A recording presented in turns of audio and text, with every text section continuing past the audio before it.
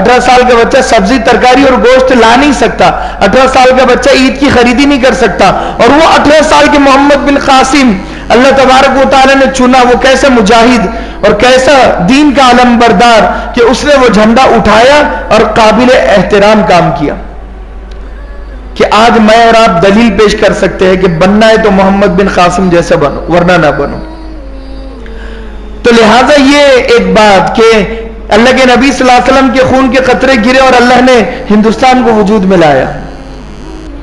حضرت حسین کا معاملہ بھی ایسے ہی، اس زمانے میں بڑی کفر و شرک عام ہو چکا تھا، کسی نہ کسی کا خون بہنا ضروری تھا، کیونکہ جب دشمن بڑا ہو تو دشمن کا مد مقابل بھی بڑا ہوتا ہے۔ مثال کے طور پر چوٹی ہے، چوٹی کو کوئی آدمی بندوق سے نہیں مارے گا، چوٹی کے لیے ہاتھ ہی کافی ہے، ہاتھ سے مسل دے گے اسے۔ اگر سانپ ہے تو سانپ کو کوئی آدمی ہاتھ سے مسلنے کی کوشش نہیں کرے گا، اگر کرے گا تو پھر جان سے جائے گا۔ تو سانپ کے لیے لاٹھی اور ایسے ہی شیر کے لیے پستول اور بندوق۔ تو جتنا بڑا دشمن ہوتا ہے اتنا بڑا ہتھیار ہم اس کے سامنے لاتے ہیں۔ بالکل ایسے ہی اس زمانے میں جب اتنی برائیاں پھیل چکی تھی، کسی نہ کسی ایک کا خون بہنا ایسا ضروری تھا جس کے نتیجے میں اللہ ایک دم دعوت کے کام کو آگے بڑھائے۔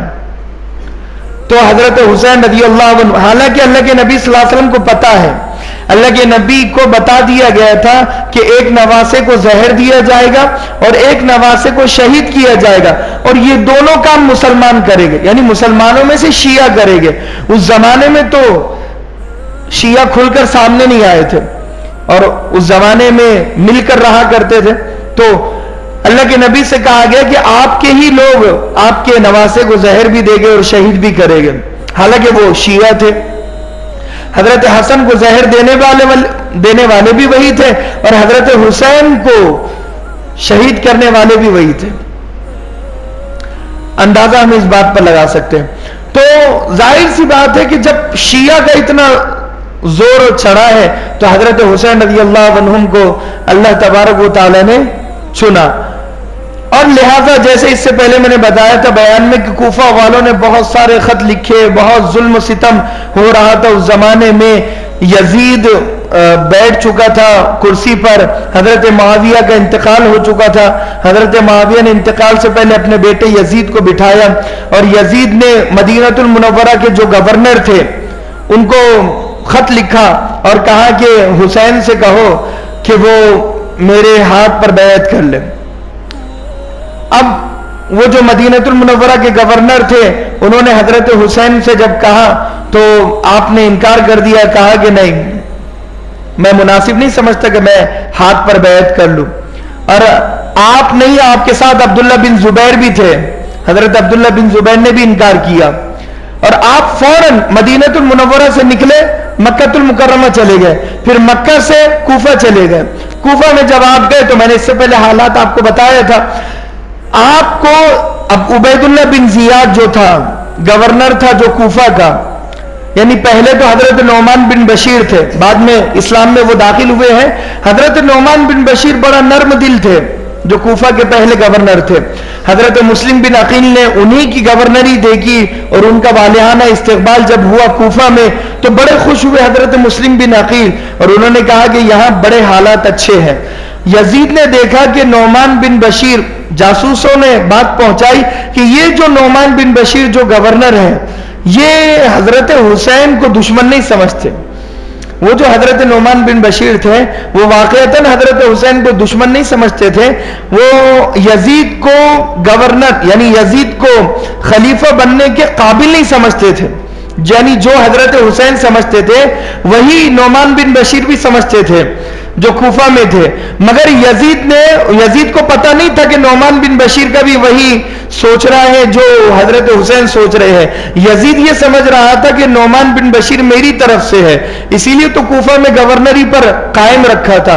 لیکن جب جاسوسوں نے خبر دی ہے کہ یہ تو بڑے خوش ہیں مسلم بن عقیل کے آنے سے، اور حضرت حسین کا جو خطوط ملے ہیں وہ جب آنے والے کوفہ میں تو یہ تو بڑے خوش ہے نعمان بن بشیر، یہ کیسا گورنر آپ نے بھیجا ہے کہ جو آپ کو ہی خلیفہ ماننے کے لیے تیار نہیں ہے. تو فوراً عبید اللہ بن زیاد بصرہ کا گورنر تھا اور بڑا ظالم تھا، اس قدر ظالم کہ اس کا ظلم بصرہ میں مشہور، مکہ میں مشہور، مدینہ میں مشہور، پورے حجاز مقدس میں مشہور تھا اس کا ظلم. عبید اللہ بن زیاد کا بڑا ظالم شخص تھا.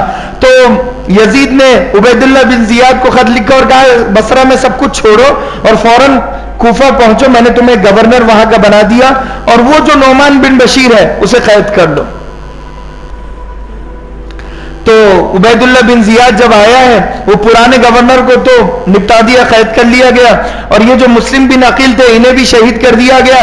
عبید اللہ بن زیاد جب کھڑے ہوئے، حالانکہ یہ جو کوفہ کے جو مسلمان تھے اتنا جوش و خروش سے بھرے ہوئے تھے، 3 دن جو تھے بڑے نعرے حکومت کے خلاف اور بڑے مطلب کہ ایک ایٹیٹیوڈ میں بڑے اچھے انداز میں یہ لوگ وروध پردرشن کر رہے تھے. لیکن جب عبید اللہ بن زیاد کھڑے ہوا اور ایک زوردار تقریر کی ہے اور ان کے جو معزز لوگ تھے ان معززین کو اس نے قید کر دیا، جو ان کے سردار تھے، جو مالدار تھے، وی آئی پی لوگ تھے، ایسے لوگوں کو عبید اللہ بن زیاد نے کیا کیا، کوفہ کے بہترین قابل لوگوں کو مشورے کے بہانے سے کہنے لگا کہ مجھے ذرا آپ سے مشورہ کرنا ہے، یعنی کمپرومائز کرنا ہے، صلح کرنا ہے.